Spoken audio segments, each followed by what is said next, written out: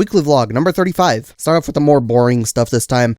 Actually, the other day, I was helping sort through stuff in the house. Just a couple boxes had some Super Nintendo stuff and some old crappy games for computer that were never actually used. I don't know where we got them. I think we may have gotten them from Goodwill for some very cheap price, and they just didn't work on the computers when we tried them years back when I was in high school or something. But I actually can't remember, so those just got all thrown out. They're really, really old anyways, and they weren't really good-looking games. They were kind of crap. But among all that crap, there was some Super Nintendo stuff. I already mentioned there were 2 controllers, and there was that little connector to make it so you can have 5 or 6 players or whatever on Super Nintendo instead of just 2 players. So I had that plug you plug into the second controller slot and had more ports on it.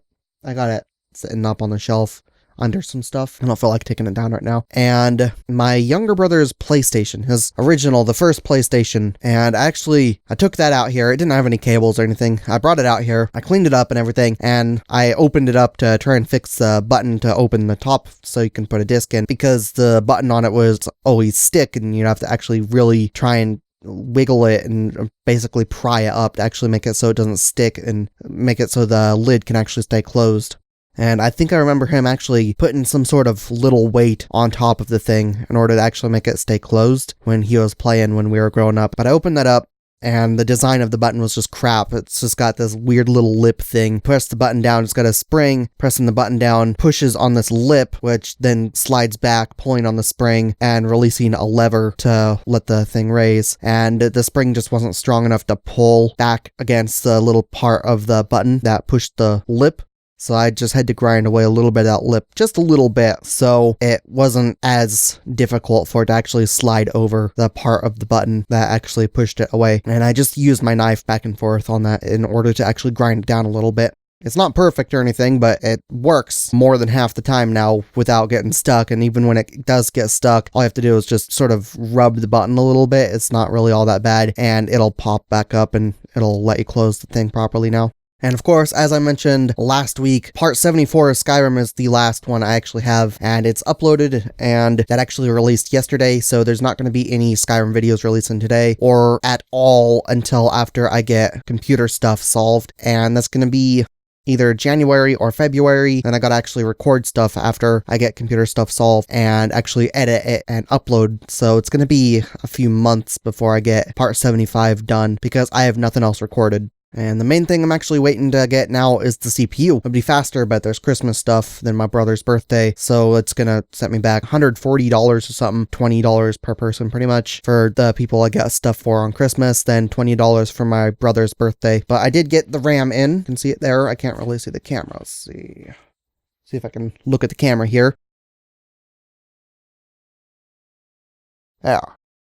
And I'm actually going to open this real quick because I already did open it once, but when I got it, I heard there was some stuff moving around and it was a little bit weird and it had some crappy packaging. Usually whenever I order RAM off Newegg, it comes in some little box and it's got really good packaging and it's nice and sturdy. You don't have to worry about it breaking or getting damaged or anything. But this time it came in one of those weird little yellow envelope type bag package things with bubble wrap lining inside. And when I got it, as I mentioned, stuff sounded like it was moving around, the stuff was shaking, and actually what happened was it wasn't the RAM that was damaged, it was the packaging the RAM is in. So let me show you, take this out real quick. So the box isn't hurt or anything, but it comes in this. There's 4 sticks here. It opens in a weird, retarded way. I don't like how this opens, actually. G.Skill, you guys need to make your packaging better than this, because this is really, really horrible packaging. If I can actually open this, let me see.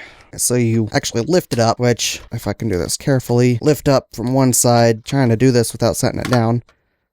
Lift like that, and it takes the other 2. But you can see here, if you look at the corners, right here, it's probably almost impossible to see. You can see, all right, there. You can see that plastic there when I do that. That was damaged. This corner here is damaged. The plastic over here is damaged as well as right there on this corner. And the plastic from that was just rattling around in this box, which kind of sucked. Another thing rattling around, it's just a little sticker they gave with it. But yeah, the little pieces of plastic from those corners was just rattling around in the box, and it got pretty badly beat up. It broke, and it's just not a really good thing you want to have happen. Kind of sucks. You can see even right here, it's actually thinned out. Goes down a bit. Also, not a good thing to have happen. But the RAM itself is undamaged, so that's good, but still they need to actually improve it. Let me show you the way the Corsair RAM was that I had when it was delivered. So the Corsair Vengeance RAM I'm using in my computer right now, this is the box for it. Let me show you. This is the type of packaging you should use for RAM, all right? This is good packaging for RAM, and when you're shipping it, you gotta actually make sure it's in a box, not some stupid bullshit envelope type thing. I don't know why Newegg did that this time. It was probably the other people, but so here's one. So this is also another 4-stick kit. It's a 16 gig kit, but it uses 4 sticks. This is a 32 gig kit, but also 4 sticks. So this is actually 8 gig per stick. This is 4 gig per stick, but it's still another 4. So anyways, so this is how you should package your RAM. It looks pretty much the same. It's got this crappy plastic. The plastic is fine. I'm not worried about that. What I'm worried about is packaging it to where you have to open it to where it flips over 2 sticks of the RAM like this. This is where it's not good. Where you have to flip them upside down basically and just make it get held like that. That's bad packaging. Good packaging is this, even though it could be improved a little bit. This one's still, it's better, but it's still good packaging compared to the other one. Because this one, all you do, you take off this lid and the 2 sticks will sit there. And packaged it, so 4 sticks, use 2 like that. Instead of just holding them together on one little thing and making it so it flips up. So enough with my little rant. The RAM is actually kind of pretty. You can see it looks nice. It's got some nice metallic red and everything. It's going to be going in the black RAM slots of my new motherboard. And actually the motherboard and this RAM combined is less than the cost of the processor I'm going to be getting. The processor is $585. I managed to get the RAM for $185, and I think the motherboard actually cost me $255. So still got a little ways to go, but I'm getting closer. I got the RAM first instead of getting the processor first because the processor will remain available for quite a while. You can still actually get a 4930K brand new on Newegg and everything, so that's been out longer than the 5930K, and it would be a little weird for them to remove the 5930K at the same time as the 4930K or even before the 4930K, so I'm pretty sure the 5930K will be there the entire time. But I'm not sure how long the RAM will stay. Sometimes I'll bookmark RAM, then I'll check back a few months later and it just won't be available. So it's very possible that if I didn't get it now, then I probably wouldn't have been able to find this exact one when I wanted to get it sometime after getting the processor. But I don't know, it's possible that I could have been able to get it either way, but I just wanted to make sure I didn't have to worry about that. And I got this before the processor, and the processor is going to take the longest to get, but I should be able to get that around January or February. Then finally start testing stuff, after I get stuff swapped out, obviously, and it should be kind of cool. Good thing is I also don't need to get a new water block for my processor because the water block is for the same kind of design, the whole pattern around the processor. LGA 2011 and LGA 2011 V3, the new processor I'm getting for the motherboard is LGA 2011 V3, and the motherboard obviously LGA 2011 V3, but the computer I'm using now is LGA 2011, and they have the same whole design for mounting heat sinks and water blocks and crap. So since the water block I'm using works with the 2011, it will also work with the 2011 V3. So it saves me like $50 or something getting another water block. Of course, I don't have to get new graphics cards or anything, so it's not like I'm replacing everything in the computer. I don't have to get new hard drives or I don't have to get anything else new. All I need is the motherboard, RAM, and the processor, and I already got the motherboard and the RAM, so all I need is that processor. And after that processor is done, then I can get it up and running. Test stuff, I'm going to be doing a crapload testing, as I already mentioned, and I'll also test Skyrim before I record some more. I'll test that on just a new file or something. I'll mess around on a new file, and that should be kind of cool. I cannot actually wait. I have been wanting to play games for so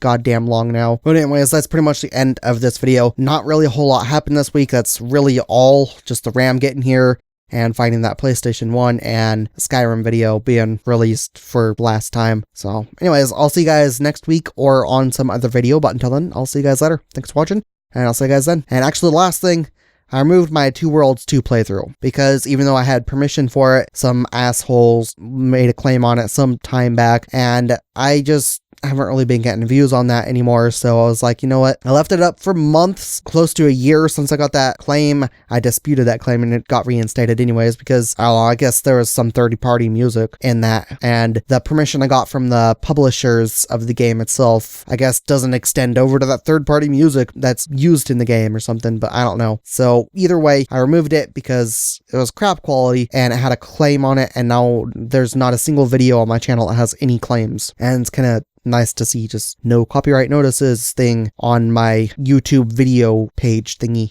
So anyways, I'll see you guys next week or on some other video, but until then, I'll see you guys later. If you guys enjoyed this video, feel free to let me know with a comment, like, subscribe, and or a share. If you didn't like the video, let me know why you didn't like it. You can still thumb it down. I just want to know why you didn't like it. And if you did like it, let me know what you did like about it. Either way, just leave comments, really.